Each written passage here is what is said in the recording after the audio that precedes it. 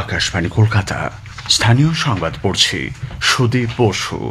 প্রথমে বিশেষ বিশেষ খবর। গ্রামোন্নয়ন প্রকল্পের অগ্রগতি খতিয়ে দেখতে আগামী 14 জুলাই কেন্দ্রের ডাকা বৈঠকে এ রাজ্যকেও আমন্ত্রণ জানানো হয়েছে। আবাস যোজনা এবং 100 দিনের কাজের প্রকল্পে কেন্দ্রের কাছে রাজ্যের বকেয়া অর্থের বিষয়টি বৈঠকে উত্থাপন করা হবে বলে জানা গেছে। কসবা সাউথ ক্যালকাটা ল কলেজের সাম্প্রতিক ঘটনায় গভীর উদ্বেগ প্রকাশ করেছেন রাজ্যপাল তথা কলকাতা বিশ্ববিদ্যালয়ের আচার্য সিভি আনন্দ বোস।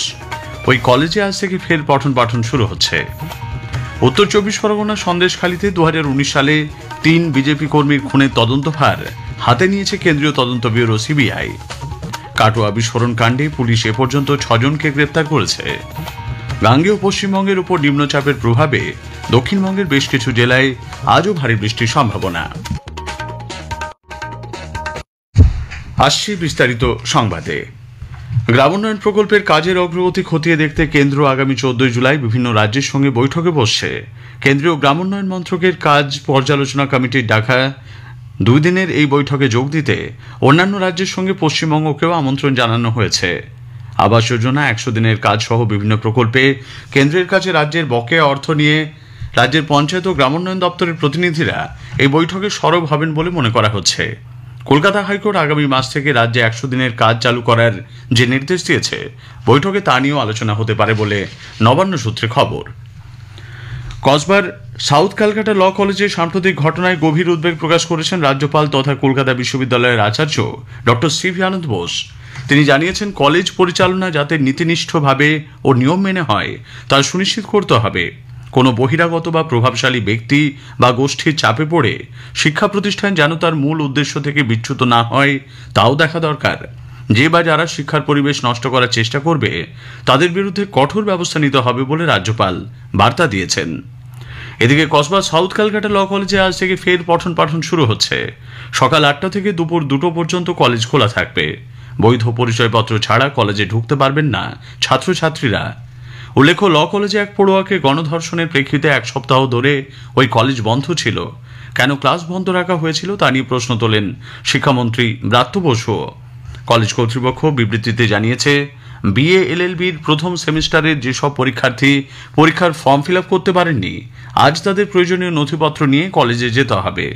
এলএলএম এর ক্লাস শুরু হবে আগামীকাল। কলেজের স্থায়ী নিরাপত্তারক্ষী পুরো কলেজ ভালোভাবে দেখে ও মেন গেটে তালা দিয়ে তবেই কলেজ থেকে বেরোতে পারবেন। উত্তর 24 পরগনা সন্দেশখালীতে 2019 সালে 3 বিজেপি কর্মীর খুনের তদন্তভার হাতে নিয়েছে সিবিআই। এই মামলার মূল অভিযুক্ত বহিষ্কৃত তৃণমূল কংগ্রেস নেতা শেখ শাহজাহান বর্তমানে জেলবন্দী।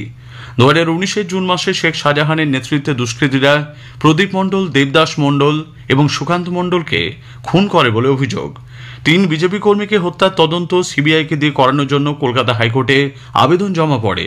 গত 30 জুন বিচারপতি জয় সেনগুপ্ত সিবিআই তদন্তের নির্দেশ দেন। শাহজাহানের বিরুদ্ধে রেশন দুর্নীতি, মহিলাদের যৌন নিপীড়ন এবং বলপূর্বক জমি দখলের অভিযোগ রয়েছে। বিহারে ভোটার তালিকায় বিশেষ নিবিড় পর্যালোচনা এসআইআর পরিচালনার নির্বাচন কমিশনের সিদ্ধান্তের বিরুদ্ধে সুপ্রিম কোর্টের দ্বারস্থ হয়েছেন তৃণমূল কংগ্রেস সাংসদ মহুয়া মৈত্র। একই ধরনের পর্যালোচনা পশ্চিমবঙ্গে হতে পারে বলে মনে করছেন তিনি। শীর্ষ আদালত যাতে অন্যান্য রাজ্যে এই ধরনের পর্যালোচনার কাজ না চলে, নির্বাচন কমিশনকে তার নির্দেশ দিতে আবেদনে জানিয়েছেন মহুয়া। তৃণমূল সাংসদের অভিযোগ, এই ধরনের প্রক্রিয়ার ফলে বহু মানুষ তাদের ভোটাধিকার থেকে বঞ্চিত হবেন, যা দেশের সুষ্ঠু ও অবাধ নির্বাচনের পরিবেশকেই নষ্ট করবে। কংগ্রেস নেতা অধীর রঞ্জন চৌধুরী এই প্রক্রিয়াকে গণতন্ত্রের পক্ষে সুবিধাজনক নয় বলে মন্তব্য করেছেন। ইলেকশন কমিশন যেটা করছে সেটা গণতন্ত্রের আরো বিপদ বাড়াবে বলে আমি মনে করি। কারণ গণতন্ত্রের মূল আদর্শ হচ্ছে মানুষের ভোটদান, মানুষের মতামত প্রদান। সেইটাকে যদি ইলেকশন কমিশন কেড়ে নেওয়ার চেষ্টা করে, তাহলে এই ইলেকশন কমিশন কাদের জন্য, কিসের জন্য, কার স্বার্থে ব্যবহৃত হচ্ছে তা বুঝতে বাকি থাকে না মানুষ। বিষয়টি নিয়ে রাজ্য সরকারকে কটাক্ষ করেছেন বিধানসভার বিরোধী দলনেতা শুভেন্দু অধিকারী। গতকাল সাংবাদিকদের কাছে তিনি বলেন, রোহিঙ্গা অনুপ্রবেশকারীদের নাম শাসক দল ভোটার তালিকায় ঢুকিয়েছে। এখানে ভোটার লিস্টে প্রচুর রোহিঙ্গা মুসলমানের নাম আছে, যারা শরণার্থী নয়, অনুপ্রবেশকারী। তাদের নাম বাদ চলে যাবে। তাদের নাম বাদ চলে গেলে অসুবিধা হবে। মমতা ব্যানার্জির ভোট ব্যাংকে 12-14 বছরের বাচ্চারও নাম আছে, সেই সব লোকের নাম চলে যাবে, ভয়ে তাই করছে। ভুয়া ভোটারদের নাম বাতিল হয়ে যাবে। এর ফলে যে 20% ভোট এদিক ওদিক করে এবং বিকেল 4টে থেকে 6টা পর্যন্ত ক্যামেরা বন্ধ করে যে ভোট হয় সে ভোট হবে না, তাই সমস্যা হচ্ছে। এদিকে নির্বাচন কমিশন জানিয়েছে বিহারে ভোটারদের সক্রিয় সহযোগিতায় তৃণমূল স্তরে তালিকার বিশেষ নিবিড় পর্যালোচনা এসআইআর এর কাজ সুষ্ঠুভাবে চলেছে। প্রাথমিক পর্যায়ে ইনিউমারেশন ফর্ম ছাপা এবং বন্টনের কাজ করা হয়েছে। ভোটাররা বিএলওদের কাছ থেকে এই ফর্ম নিয়ে উপযুক্ত নথি সহ 25শে জুলাইয়ের মধ্যে জমা করতে পারছেন। 1 আগস্ট বিহারের খসড়া ভোটার তালিকা প্রকাশিত হবে। শ্রম কোড বাতিল, কর্মসংস্থান, শ্রমিকদের মজুরি বৃদ্ধি সহ 17 দফা দাবিতে কেন্দ্রীয় শ্রমিক সংগঠন এবং শিল্প ক্ষেত্রভিত্তিক ফেডারেশনগুলি আগামী বুধবার 9 জুলাই দেশজুড়ে সাধারণ ধর্মঘটের ডাক দিয়েছে। এসএফআই, আইসা, এআইএসএফ এবং পিএসইউ সহ বামপন্থী 5টি ছাত্র সংগঠন এই ধর্মঘটকে সমর্থন জানিয়েছে। ডিগ্রি বিতর্কে তৃণমূল কংগ্রেসের প্রাক্তন সাংসদ শান্তনু সেনের সদস্যপদ বাতিল করে দিয়েছে ইন্ডিয়ান মেডিকেল অ্যাসোসিয়েশন আইএম-এর কলকাতা শাখা। আগেই পশ্চিমবঙ্গ মেডিকেল কাউন্সিল শান্তনুবাবুর ডাক্তারি রেজিস্ট্রেশন 2 বছরের জন্য বাতিল করে দেয়। আইএম-এর কলকাতা শাখার তরফে শনিবার সন্ধ্যায় একটি বিজ্ঞপ্তি প্রকাশ করে শান্তনু সেনের সদস্যপদ বাতিলের কথা জানানো হয়। খবর শুনছেন আকাশবাণী কলকাতা কেন্দ্র থেকে। আমাদের সংবাদ শোনা যাচ্ছে ইউটিউব চ্যানেল আকাশবাণী সংবাদ বাংলা, ফেসবুক ও ইনস্টাগ্রাম আকাশবাণী সংবাদ কলকাতা এবং এক্স হ্যান্ডেল এআইআর নিউজ কলকাতাতে। পূর্ব বর্ধমানের কাটোয়ার রাজুয়া গ্রামে বোমা বিস্ফোরণে প্রাণহানির ঘটনায় পুলিশ আরও 5 জনকে গ্রেপ্তার করেছে। এই নিয়ে ঘটনায় 6 জনকে গ্রেপ্তার করা হলো। ধৃতদের মধ্যে রয়েছে বাড়ির মালিক আবু তাহের ওরফে হাসু এবং অনুপ কাইম ওরফে পিনু, নজরুল মোল্লা, জমেদ এবং জামির শেখ। ধৃতদের গতকাল কাটোয়া মহকুমা আদালতে তোলা হলে জামির শেখের 5 দিনের পুলিশ হেফাজত এবং বাকি 4 জনের 14 দিনের জেল হেফাজত হয়েছে। এই ঘটনায় পুলিশ আগেই আহত তুফান চৌধুরীকে গ্রেপ্তার করে, যদিও বর্তমানে সে হাসপাতালে চিকিৎসাধীন।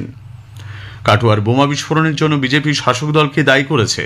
কলকাতায় গতকাল সাংবাদিকদের প্রশ্নের উত্তরে বিরোধী দল নেতা শুভেন্দু অধিকারী বলেন, মমতা ব্যানার্জি যতদিন মুখ্যমন্ত্রী থাকবেন ততদিন এই ধরনের বিস্ফোরণ হবে। রাজ্য সরকার 540 কিলোমিটার এলাকায় কাঁটাতারের বেড়া দেওয়ার জন্য বিএসএফকে জমি দেয়নি। এর ফলে বাংলাদেশ ও পাকিস্তানের জঙ্গি সংগঠনগুলি এ রাজ্যে ক্রমাগত প্রভাব বাড়াচ্ছে। শাসক দলের তোষণ এবং ভোট ব্যাংকের রাজনীতির জন্য রাজ্যের পরিস্থিতি অত্যন্ত খারাপ বলে শুভেন্দুবাবু অভিযোগ করেন। জলপাইগুড়ি সদর বিধানসভার মণ্ডলঘাট গ্রাম পঞ্চায়েত এলাকায় বিভিন্ন দল থেকে প্রায় 200 জন ভারতীয় জনতা পার্টিতে যোগ দিয়েছেন। জলপাইগুড়ি জেলার বিজেপি সভাপতি শ্যামল রায় জানান, পশ্চিমবঙ্গে গণতন্ত্রকে প্রতিষ্ঠা করার জন্য মানুষ বিজেপিকেই বেছে নিচ্ছেন। জলপাইগুড়ির ময়নাগুড়ির সাপটিবাড়ি 2 নম্বর গ্রাম পঞ্চায়েত এলাকায় বাইসনের আক্রমণে অন্তত 5 জন জখম হয়েছেন। 3 জনের আঘাত গুরুতর। জলপাইগুড়ি হাসপাতালে তাদের চিকিৎসা চলেছে। জানা গেছে, গতকাল ভোরে জঙ্গল থেকে 2টি বাইসন এলাকায় ঢুকে পড়ে। সেগুলিকে দেখতে ভিড় করেন অনেকে। সেই সময় ক্ষিপ্ত হয়ে বাইসনগুলি স্থানীয়দের আক্রমণ করে। বীর বিপ্লবী দীনেশ চন্দ্র গুপ্তর আত্মবলিদান দিবস উপলক্ষে নানা অনুষ্ঠানের মধ্যে দিয়ে আজ তাঁকে স্মরণ করা হচ্ছে। 1930 সালের 8ই ডিসেম্বর রাইটার্স বিল্ডিং অলিন্দ লড়াইয়ে বিপ্লবী বিনয় বসুর নেতৃত্বে দীনেশ ও বাদল গুপ্ত রাইটার্স বিল্ডিং ভবনে দুঃসাহসিক অভিযান চালিয়ে অত্যাচারী ইন্সপেক্টর জেনারেল সিমসনকে হত্যা করেন। বিচারে ফাঁসির আদেশ হয় দীনেশ গুপ্তর। গাঙ্গেয় পশ্চিমবঙ্গ এবং সংলগ্ন এলাকায় নিম্নচাপের প্রভাবে দক্ষিণবঙ্গের বেশ কয়েকটি জেলায় আজও ভারী বৃষ্টির সম্ভাবনা। আলিপুর আবহাওয়া দপ্তরের বিজ্ঞানী সৌরিশ বন্দ্যোপাধ্যায় আকাশবাণীকে জানিয়েছেন, আজ পুরুলিয়া, ঝাড়গ্রাম এবং দক্ষিণ 24 পরগনায় বৃষ্টির পরিমাণ বাড়বে। উত্তরবঙ্গের জেলাগুলিতেও বিক্ষিপ্তভাবে হালকা থেকে মাঝারি বৃষ্টির সম্ভাবনা রয়েছে। সমুদ্র উত্তাল থাকার প্রেক্ষিতে আজ মৎস্যজীবীদের সমুদ্রে না যাওয়ার পরামর্শ দেওয়া হয়েছে। দক্ষিণ 24 পরগনা জেলার একাধিক বন্দরে ফিরে এসেছে মৎস্যজীবী ট্রলারগুলি। নাগাড়ের বৃষ্টির ফলে জেলার একাধিক নিচু এলাকা জলমগ্ন হওয়ার আশঙ্কা। কলকাতায় এবার আসতে চলেছে সবুজ অ্যানাকোন্ডা। চলতি মাসে মাদ্রাজ ক্রোকোডাইল ব্যাংক থেকে সেটিকে কলকাতায় আনবে আলিপুর চিড়িয়াখানা কর্তৃপক্ষ। চিড়িয়াখানার অধিকর্তা অরুণ কুমার মুখোপাধ্যায় আকাশবাণীকে জানিয়েছেন, বিশালাকার এই সাপের জন্য এনক্লোজার তৈরির কাজ প্রায় শেষের পথে। কলকাতা প্রিমিয়ার ডিভিশন ফুটবল লিগে আজ ব্যারাকপুর স্টেডিয়ামে মোহনবাগান রেলওয়ে এফসির মুখোমুখি হবে। খেলা শুরু হবে বিকেল 3টায়। মোহনবাগান 2টি ম্যাচে 1টি জয় এবং 1টি হারের ফলে 3 পয়েন্ট নিয়ে লিগ টেবিলের 6ষ্ঠ স্থানে রয়েছে। শেষ করার আগে স্থানীয় সংবাদের বিশেষ কিছু অংশ আরও একবার। গ্রামোন্নয়ন প্রকল্পের অগ্রগতি খতিয়ে দেখতে আগামী 14 জুলাই কেন্দ্রের ডাকা বৈঠকে এ রাজ্যকেও আমন্ত্রণ জানানো হয়েছে। কসবা সাউথ ক্যালকাটা ল কলেজে আজ থেকে ফের পঠন পাঠন শুরু হচ্ছে। কাটোয়া বিস্ফোরণ কাণ্ডে পুলিশ এ পর্যন্ত 6 জনকে গ্রেপ্তার করেছে। স্থানীয় সংবাদ শেষ হলো। এরপর খবর সকাল 9:15